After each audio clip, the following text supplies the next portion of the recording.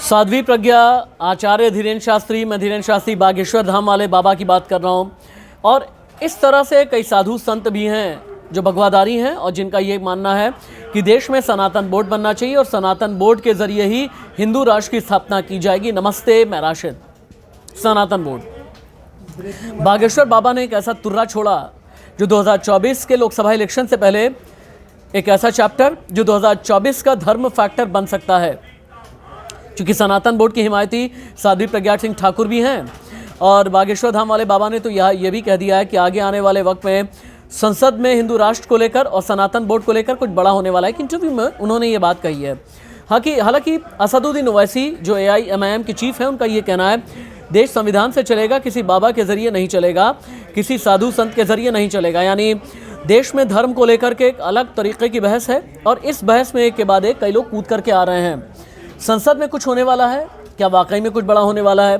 हालांकि कथावाचक देवकीनंदन ने भी ये कहा कि देश में हिंदू राष्ट्र बनना चाहिए, जहां पर हिंदू आबादी ज़्यादा है तो हिंदू राष्ट्र बनने में क्या बुराई है।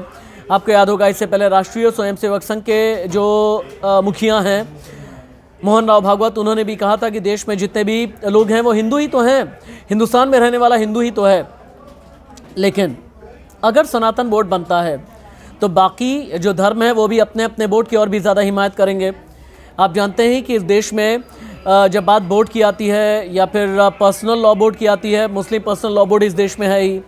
मुस्लिम पर्सनल लॉ बोर्ड कैसे कई बार कानून से अलग जा कर के फैसले करता है और जो ये कहता है कि भाई हम तो अपने धर्म के फैसले करने के लिए हकदार हैं, तो ऐसे में जुडिशरी का क्या, संविधान की तरफ से जो नियम कायदे कानून प्रदत्त नियम कायदे कानून है उनका क्या होगा, ये भी बहुत बड़ा सवाल है।